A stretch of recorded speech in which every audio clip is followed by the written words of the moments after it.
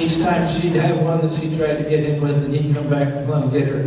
Went on, and then they would depart to their various places with a big smile on their face. And that is such a special thing to remember as a grandfather, and a relationship between a child and a pastor. So yesterday I went out and tried to find a book of knock-knock jokes, and every store in Fresno was sold out. How could there be a run on knock-knock joke books?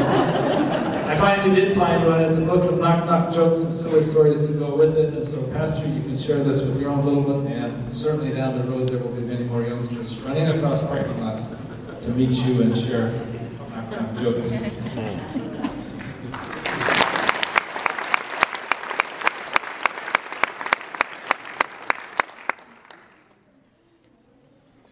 Third, some of you are familiar with this. There's an old Scottish prayer dating back to the late 1700s. It's attributed to the Scottish national poet at the time, Robert Burns. For years and come back to them. A couple of weeks ago, some of you may remember Pastor Allen was talking about the foibles of growing up and how his childhood was haunted for a brief time by junior high students and their nicknaming practices. And at one time, Allen Schoonover, amongst his junior high student friends, translated to alien sugar. And that's just what he was to his friends for a while. Harmless junior high bantering, but as a 6th grade teacher, I know that sometimes those kids understand things that the rest of us don't. And so I decided, just in case he really is an alien. Oh no. I got him a playmate. And just in case he does have sugar, I got him some.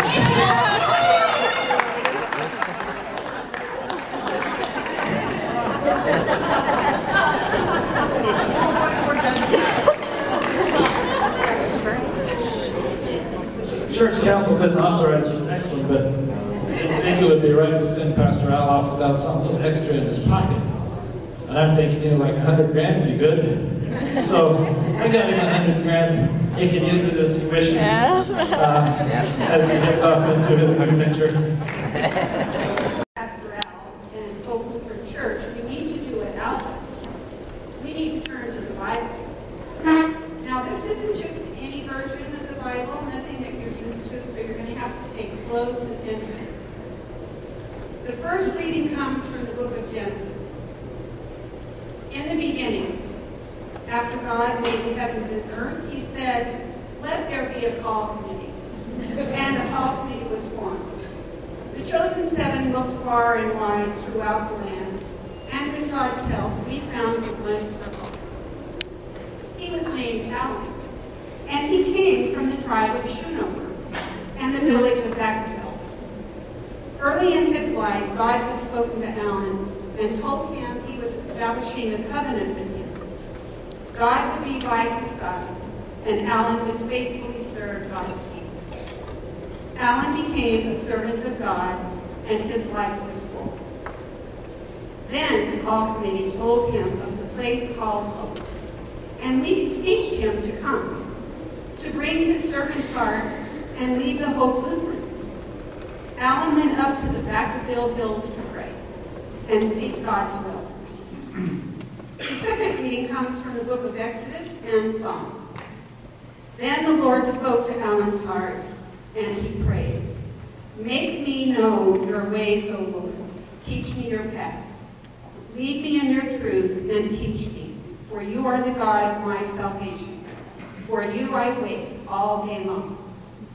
And so it was that in the month and year of our Lord, February 2005, Allen and his tribe, wife Karen and daughter Abby, left the village of Vacaville, crossed over the river of San Joaquin, and began their life in the land of hope. And the Hope Lutherans came to love the Schoonover tribe, Pastor Al, Karen, and Abby, and made them their own. The congregation of Hope Lutheren Church offers its heartfelt and sincere appreciation to the Reverend Allen Schoonover for his years of dedication and devotion to our congregation.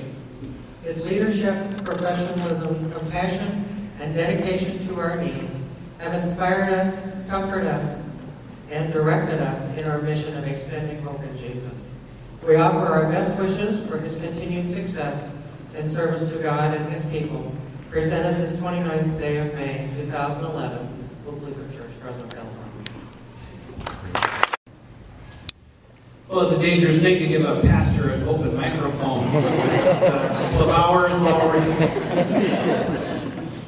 Wow. What an afternoon. You do wonder, when you serve a congregation, whatever size, whatever composition, you wonder if what you do touches people's lives, and in your head, you know it does. But y'all here went way beyond my head. You made it really, really clear what a place and a role Karen and I have had in your lives, and for that, there aren't words to say how grateful we are. I mentioned in the worship service how it is kind of a unique privilege as a pastor to be in people's lives in this sort of way. You can be a school teacher, of course, touch kids' lives, and parents too. You can be a medical person. You can be in lots of different places and different professions. But being a pastor is pretty unique, and it's pretty amazing to get to walk with folks on their faith journey, to learn from them and with them, and to experience in that magical interplay between people and God and the Holy Spirit, to experience that thing called community. And y'all have it here in spades. And sometimes it's hard to see that because we're in the middle of it and we're dealing with whatever it is we're dealing with, and we've got pressures between first service and second service, or we've got pressures between this or between that. But this place is an amazing place. And to you, you have just demonstrated how Karen and I have touched your lives. And it would be wonderful to pull out this 10-power magnifier and spin it around and be able to show us how we at Hope have touched this place called Fresno. It's been a wonderful 6 years of partnership together in doing that. And I thank you for that privilege. And I know, as much as I know anything, I know that God's not done with any of us yet. It may take a different form than it's been. It may take us in directions that, frankly, I couldn't imagine going.